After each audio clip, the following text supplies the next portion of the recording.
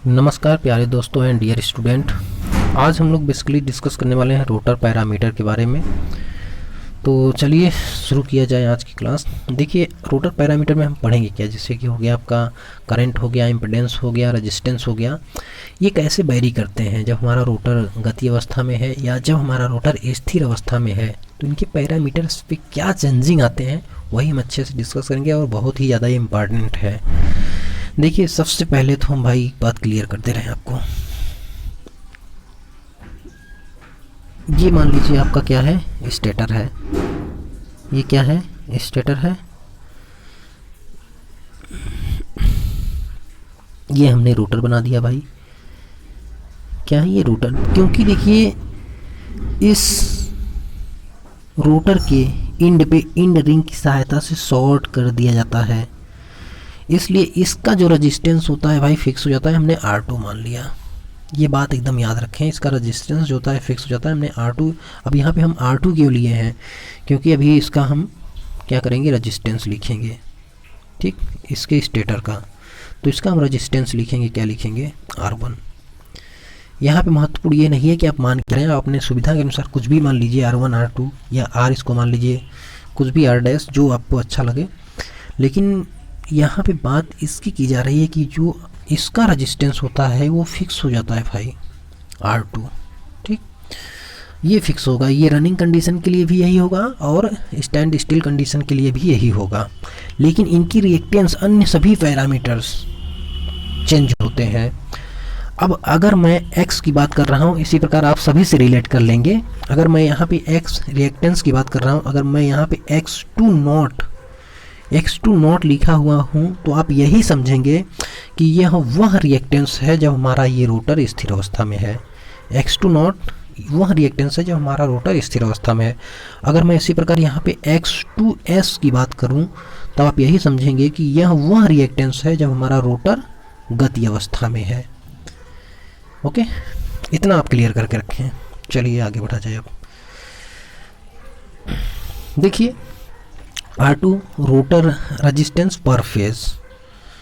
पर फेज कहने का मतलब यहाँ पे यही है भाई कि एक फेज पे हम कैलकुलेशन करेंगे, बाकी 3 फेज का चाहिए तो उसमें 3 का मल्टीप्लाई कर लेंगे। देखिए R2 rotor resistance is constant from standstill to running condition. देखिए x2 naught standstill reactance of rotor, एकदम क्लियर कर दिए हैं आपको। अब देखिए ये जो है x2, हम जानते हैं x इक्वल टू जो जनरल फार्मूला होता है 2 पाई f1l FL होता है। x का जो जनरल फार्मूला होता है 2 पाई FL होता है। यहाँ पे हमें x2 नॉट चाहिए, कहने का मतलब रोटर का रिएक्टेंस। तो यहाँ पे हमें रोटर की फ्रीक्वेंसी भी चाहिए। तो हम पढ़े थे कि भाई जो स्टैंड स्टिल कंडीशन में जो रोटर की फ्रीक्वेंसी होती है वो स्टेटर की फ्रीक्वेंसी के बराबर होती है। स्टेटर फ्रीक्वेंसी बराबर होती है सप्लाई फ्रीक्वेंसी के। कहने का मतलब कि जो स्टैंड स्टिल स्थिर अवस्था में अगर हमारा रोटर है तो उसकी फ्रीक्वेंसी सप्लाई की फ्रीक्वेंसी के बराबर होती है। कहने का मतलब स्टेटर की फ्रीक्वेंसी के बराबर होती है। तो यहाँ फोन क्या है, स्टेटर फ्रीक्वेंसी है भाई। ओके, आगे बढ़ा जाए। x2s एकदम क्लियर कर दिए हैं, rotor reactance at any slip, या कह सकते हैं अंडर रनिंग कंडीशन का ये रिएक्टेंस है। x2s इक्वल टू लिखेंगे, तो यहाँ पे हमें अब चाहिए रोटर का वह फ्रीक्वेंसी जब हमारा रोटर गति कर रहा है। तो हमने वहाँ पे f2 मान निकाला था और हमने f2 इक्वल टू निकाल पाया था भाई कि जो f2 की वैल्यू आई थी, f2 इक्वल टू आया था F1। हमने F2 क्या माना था, रोटर की फ्रीक्वेंसी कब, जब हमारा रोटर गति कर रहा हो। फिर हम कैलकुलेट करके इतना निकाल पाए थे। ठीक, कहने का मतलब सप्लाई फ्रीक्वेंसी में S का गुणा हो गया था जब हमारा रोटर गति कर रहा था। और हम ये भी देखे थे इसकी जो वैल्यू आई थी, सप्लाई फ्रीक्वेंसी तो 50 हर्ट्ज होती है, लेकिन इसकी जो वैल्यू आई थी बहुत ही कम, 1 हर्ट्ज से लेकर 2.5 हर्ट्ज तक आई थी। ठीक, तो यही F2 वैल्यू यहाँ पे पुट करेंगे हम। देखिए हो गया x2s equal to 2 pi s f1। s को बाहर लीजिए, अलग से लिखिए इसको कोष्टक में। देखिए अब एक चीज़ यहाँ पे आप नोटिस करिए, क्या ये चीज़ जो है, ऐसा नहीं लग रहा है कि आप x2 नॉट की वैल्यू है, बिल्कुल लग रहा है। तो आप यहाँ पे x2 नॉट लिख देंगे, तो x2s equal to s x2 not हो गया। ओके, बहुत इंपॉर्टेंट फार्मूला है, आप इसे नोट डाउन करें। चलिए आगे बढ़ा जाए। देखिए x2s equal to s x2 at standstill condition में s इक्वल टू 1 होता है। ठीक, s इक्वल टू 1 होता है, यहाँ पे वैल्यू हम रखेंगे तो ये आपको मिलेगा क्या, x2s equal to x2 not. कब, जब हमारा रोटर स्थिर अवस्था में हो। ठीक, ऑब्वियसली बिल्कुल यही आएगा। जब रोटर गति नहीं करेगा तो इसके रिएक्टेंस में चेंज कैसे होगा भाई। Since we know that general formula of impedance, general formula हम बेसिक इलेक्ट्रिकल इंजीनियरिंग में पढ़े हैं भाई, जेड इक्वल टू होता है आर प्लस जे एक्स। ठीक, जे जहाँ क्या बताता है, इमेजिनरी। ठीक, ये सब वेक्टर है। If standstill condition impedance Z two naught, तो यहाँ पे एक्स टू नॉट हो जाएगा और क्या, तो ये आएगा जेड टू नॉट का फार्मूला है x two not.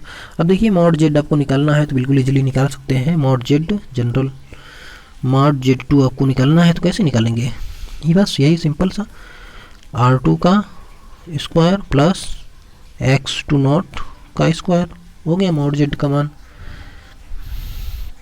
Power factor चाहिए, पावर फैक्टर भी इजीली निकाल सकते हैं। देखिए power factor cos phi equal to normal होता है R अपान जेड, लेकिन यहाँ पे power factor standstill condition का निकालना है तो cos phi standstill two naught भाई पहचान के लिए, और यहाँ पे R2 अपान में जेड टू नॉट। अब ये जेड टू नॉट या मॉड में लिख के ये वैल्यू यहाँ पे रख देंगे, R2 रहेगा बटे में इसकी ये वैल्यू भाई रख देंगे। ये पावर फैक्टर हो गया। एक चीज़ हम यहाँ पे आपको क्लियर कर दे रहे हैं, देखिए ये जो है, चलिए आगे क्लियर करेंगे, अभी यहाँ नहीं, मज़ा नहीं आएगा। देखिए rotor impedance under running condition. अब अंडर रनिंग कंडीशन में रोटर का इम्पिडेंस कोई बात नहीं, यहाँ पे मॉड Z2s निकाल लेंगे आप, Z2s, तो ये हो जाएगा भाई Z2s इक्वल टू होगा क्या, R प्लस R2, अच्छा R2 स्क्वायर, यहाँ पे 2 होगा ना R2, क्योंकि रेजिस्टेंस तो भाई रोटर का हर जगह कॉमन ही होगा, 2s का स्क्वायर। या तो आप इसे लिख सकते हैं, ये इक्वल को ज़्यादा ध्यान मत दीजिए, ये थोड़ा जगह कम होने के कारण हम कहीं भी लिख दे रहे हैं, आप ऐसे लाइन से लिखते हुए आएंगे यहाँ ये समान। ठीक है, तो ये देखिए होगा, यहाँ पे स्क्वायर आप लगा के रखेंगे R2 का स्क्वायर। देखिए x2s इक्वल टू हम पढ़े थे s x2 नॉट का होल स्क्वायर। अच्छा एक चीज़ आप यहाँ पे बिल्कुल एकदम क्लियर करके रखिए भाई, देखिए x2s हम पढ़े थे क्या, x2s equal to s x2 not. यही आप यहाँ से देख पा रहे होंगे भाई कि जो अंडर रनिंग कंडीशन का रिएक्टेंस है, अंडर रनिंग कंडीशन का जो रिएक्टेंस है 2s, ये लेस देन है x2 नॉट के, मतलब स्टैंड स्टिल कंडीशन के रिएक्टेंस से कम है अंडर रनिंग कंडीशन का रिएक्टेंस। ठीक, अंडर रनिंग कंडीशन का रिएक्टेंस, तो जाहिर सी बात है अब ये जो है ये वैल्यू क्या है x2s, ये कम है, तो कहने का मतलब अंडर रनिंग कंडीशन का जो इम्पिडेंस होगा Z2s, अंडर रनिंग कंडीशन का इम्पिडेंस कम होगा अंडर स्टैंड स्टिल कंडीशन के इम्पिडेंस से, मतलब Z2 नॉट से। ये एकदम क्लियर करके रखिए भाई, क्योंकि ये कम है। क्यों कम है, क्योंकि यहाँ पे देखिए s का मल्टीप्लाई है, s की वैल्यू जो होती है परसेंटेज में होती है, कितना, अंडर रनिंग कंडीशन में 2 से लेके 5% तक होती है, 2 से 5% तक होती है। जब यहाँ परसेंटेज की मतलब गुणा करेंगे तो जाहिर सी बात है यहाँ जो वैल्यू आएगी भाई वो कम ही आएगी, x की वैल्यू कुछ और होगी। कहने का मतलब जैसे x की वैल्यू 2 है या 5 है मान लीजिए, ठीक, या मान लीजिए 10 है, कुछ भी मान लीजिए 10 है। अब हम 2% का गुणा कर देंगे, तो 2% का गुणा करने का मतलब 2/100 लिखेंगे, तो कहने का मतलब अब ये जो वैल्यू आएगी ये कितना आएगा, ये 0, ये 0, मतलब 0.2। x2s की वैल्यू क्या आएगी, 0.2 आएगी। ठीक, अब ये देखिए 10 से कम है कि नहीं, पहले 10 था, अब क्या है 0.2। अब ये देखिए बिल्कुल सिमिलरली आप कह सकते हैं भाई Z2S की वैल्यू कम होगी Z2 नॉट के। क्यों? क्योंकि अब यहाँ पे जैसे कि यहाँ X2S की जगह आप क्या लिखेंगे 0.2, जबकि यहाँ पे क्या लिखेंगे, यहाँ पे X2 नॉट की जगह पे, मतलब हम ये तो वही बात हो गई ना। लेकिन हम जब स्टैंड स्टिल कंडीशन में लिखेंगे तो वहाँ पे हम 10 लिखेंगे, तो कहने का मतलब Z2S की वैल्यू अधिक होगी Z2 नॉट के। ठीक, चलिए इसको मैं थोड़ा और अच्छे से समझा दूँ आपको, बिल्कुल क्लियर। अब देखिए हम निकाले थे, देखिए हम यहाँ पे निकाले X2 नॉट मान लीजिए है आपका 10, ये समझने के लिए डाटा हम ले रहे हैं और कुछ नहीं।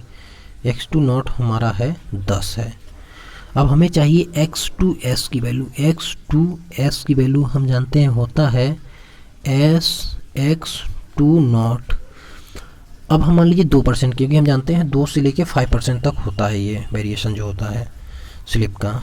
तो हम यहाँ 2% के लिए कहेंगे मतलब 2 बटे हम लिखेंगे कितना 100, या तो हम अब ये X2 नॉट की वैल्यू क्या है 10 है, तो देखिए ये 0 से 0 कट गया, ये क्या आया 0.2 X2S की वैल्यू। देखिए X2S की वैल्यू कम आ रहा है अंडर रनिंग कंडीशन में, जबकि स्टैंड स्टिल कंडीशन में इतना हम वैल्यू लिए थे, ठीक अपने से लिए थे। तो यहाँ समझने के लिए वैल्यू लिया गया भाई कम आ रहा है। अब देखिए हम इम्पिडेंस क्या निकाले थे, ये तो भाई हो गया किसके लिए अंडर रनिंग कंडीशन के लिए। देखिए अंडर रनिंग कंडीशन के लिए इसका मान Z का मान निकालेंगे, Z2S का मान निकालेंगे तो क्या आएगा R का स्क्वायर प्लस X2S का स्क्वायर। X2S का स्क्वायर का मतलब इसका 0.2 का स्क्वायर। ठीक, अब वहीं हम रनिंग कंडीशन के लिए स्टैंड स्टिल कंडीशन के लिए इम्पिडेंस हम अगर लिखेंगे तो ये होगा Z2 नॉट, या कह सकते हैं आप R का स्क्वायर, यहाँ R2 चलिए ले रहे हैं R2। अब यहाँ पे क्या करेंगे प्लस 10 का स्क्वायर। अगर आपसे पूछा जाए किसकी वैल्यू अधिक होगी तो आप कहेंगे इसकी वैल्यू अधिक होगी, ये वाली, क्योंकि यहाँ पे 10 है, यहाँ पे 0.2 है। तो कहने का मतलब Z2 not is greater than Z2S, ये हमेशा याद रखिए, Z2 not is greater than Z2S। ठीक, एकदम आई होप को क्लियर हुआ होगा भाई आपको। चलिए power factor under running condition. देखिए अंडर रनिंग कंडीशन के लिए पावर फैक्टर आप निकालेंगे तो ये आ जाएगा आपका भाई cos phi under running condition 2S slip पे निकालेंगे किसी, तो ये होगा R2 अपन में Z2S। अब यहाँ पे Z2S का वैल्यू आप रख सकते हैं, हमने निकाला था, लेकिन यहाँ पे मेन इंपॉर्टेंट जो चीज़ है उसको डिस्कस कर लिया जाए। देखिए हमने अभी पढ़ा कि जो Z2S है, हमने अभी पीछे यहाँ पे देखा हुआ है, जो Z2S है ये लेस देन है, Z2S है वो क्या है लेस देन है, ये Z2 यहाँ पर हमने देखा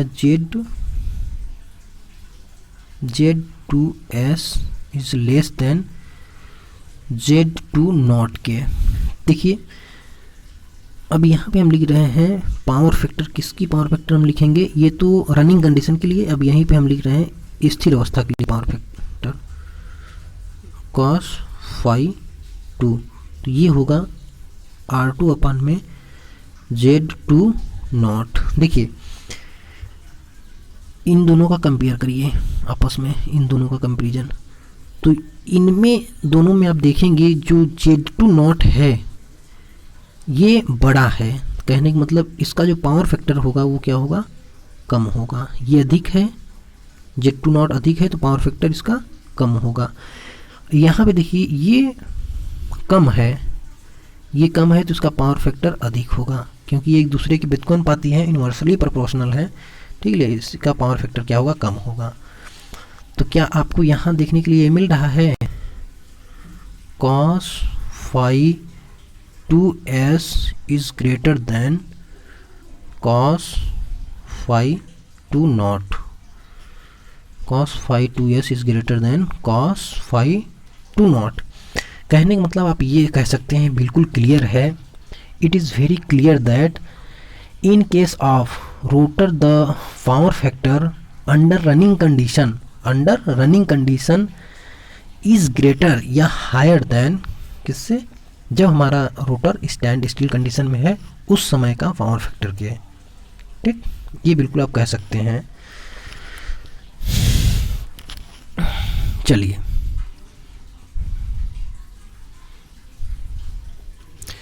रोटर इंड्यूस ईएमएफ, हम रोटर में इंड्यूस ईएमएफ, देखिए किसी जनरल मशीन में जो इंड्यूस ईएमएफ होता है वो भाई होता है 4.4 एफ फाई एन के पी के डी, जहाँ पे के पी और के डी हैं, पीस फैक्टर के पी है और के डी इक्वल टू है डिस्ट्रीब्यूशन फैक्टर।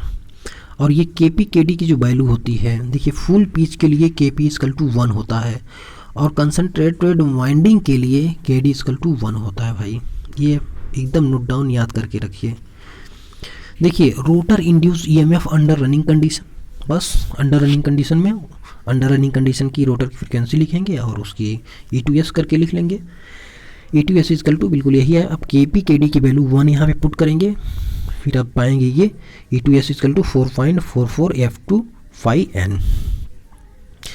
फाई 2 का हम वैल्यू जानते हैं SF1 होता है, यहाँ पे पुट करेंगे तो आ जाएगा E2S equal to 4.44 SF1 phi N. S को कॉमन लेंगे, कॉमन कहने का मतलब कोष्टक से बाहर लिखेंगे। बिल्कुल इसी प्रकार हम निकाल सकते हैं। Similarly rotor induce EMF at standstill condition के लिए ईएमएफ निकालेंगे तो भाई हम जानते हैं स्टैंड स्टिल कंडीशन के लिए जो अप्लाई फ्रीक्वेंसी होती है वही हमें रोटर फ्रीक्वेंसी मिलती है, तो हम लिख देंगे E2 naught equal to 4.44 F1 phi N. देखिए इनसे और इनसे आप अगर तुलना करवाएंगे तो आप पाएंगे कि भाई E2S, अब देखिए क्या ये आपको ये नहीं लग रहा है कि ये जो वैल्यू है E2 नॉट की है, तो यहाँ पे E2 नॉट की वैल्यू हम रख देंगे तो आप पाएंगे ये, ठीक, E2S इक्वल टू ये हो गया आपका equal to SE2, E2S equal to क्या होगा भाई SE2 not, E2S equal to SE2 not. अब वही बात पुरानी स्टैंड स्टिल कंडीशन में एस की वैल्यू 1 तो E2S equal to E2 not हो जाएगा। चलिए आगे बढ़ा जाए। रोटर करंट आप निकाल के रख सकते हैं, या तो आप ये रोटर करंट है एट स्टार्टिंग कंडीशन और स्टैंड स्टिल कंडीशन, ठीक। तो देखिए आप यहाँ पे I2 नॉट या इसको मॉड जेड की वैल्यू यहाँ पे रख सकते हैं। जैसे हमें अगर भाई चाहिए तो यहाँ से हम मॉड जेड का मान निकाल के रखेंगे। मॉड Z2 नॉट है ना, तो यहाँ पर वही होगा, अंडर रूट में आप कर सकते हैं R2 का स्क्वायर प्लस X2 का स्क्वायर, हालांकि यहाँ X2 नॉट होगा X2 नॉट का स्क्वायर, ठीक, बिल्कुल इजली कर सकते हैं, कोई इसमें वो नहीं है। चलिए rotor current under running condition में आपको ये मिल जाएगा, यहाँ पे मॉड जेड का निकाल के मान रख सकते हैं, कोई वो नहीं है, ठीक। मॉड जेड का मान कैसे निकालेंगे, यही कि भाई जो मॉड जेड का मान Z2S इक्वल टू होता है ना अंडर रूट में R2 का स्क्वायर प्लस X2S का स्क्वायर और यहाँ पे आप X2S की स्क्वायर, ये होगा आपका R2 का square plus X2S equal to हम जानते हैं X2 नॉट का स्क्वायर, बस यहाँ पे पुट कर देंगे, आपका आंसर आ जाएगा। E2 का वैल्यू दिया ही होगा, R का वैल्यू दिया होगा, रिएक्टेंस दिया होगा, तो हम मॉड जेड का मान यहाँ से निकाल पाएंगे इजली। देखिए स्टेटर पैरामीटर पे डिस्कस कर लिया जाए। देखिए अब हमने यहाँ पे स्टेटर का जो सभी पैरामीटर हैं उनको भाई ये मान रखे हैं R1 है, ये इसका रिएक्टेंस क्या है x1 है और इस x1 इक्वल टू 2πf1l, क्योंकि स्टेटर पे जो फ्रीक्वेंसी मिलेगी वो कितना मिलेगी, सप्लाई फ्रीक्वेंसी मिलेगी आपकी। तो z equal to r1 plus jx1 होगा, बिल्कुल होगा। यहाँ से मॉड z का मान भी निकाल सकते हैं आप। मॉड z का मान यहाँ से कैसे निकालेंगे, ऐसे निकाल सकते हैं बिल्कुल इजीली कि मॉड z1 का मान हो जाएगा क्या, r1 का स्क्वायर प्लस x1 का स्क्वायर। ठीक, जो भी वैल्यू दिया होगा पुट करके आप इजीली निकाल पाएंगे यहाँ पे। चलिए, induce EMF in the stator, stator में इंड्यूस ईएमएफ वही सिमिलरली पुराना सब, E1 equal to 4.44 F1 phi N1, KP KD की वैल्यू वही 1 लिखेंगे, फिर ये आपका आ जाएगा E1 equal to 4.4 F1 phi N1। अब देखिए, जो स्टेटर की मैग्नेटिक फील्ड लाइनें हैं वो रोटर को वही गति से काटेंगी जिस गति से स्टेटर को काट रही होंगी ना, तो उसकी फ्रीक्वेंसी बिल्कुल किसके फ्रीक्वेंसी के बराबर होगी, सप्लाई या स्टेटर की फ्रीक्वेंसी के बराबर होगी। तो कहने का मतलब है हम यहाँ से E2 की वैल्यू लिख सकते हैं 4.4 F1 फाई N2। N2 क्या है, E2 या E2 नॉट हम जो लिखते थे एट स्टैंड स्टिल कंडीशन में, उनका जो इंड्यूस ईएमएफ होता था। ठीक, N1 क्या है, N2 क्या है, K।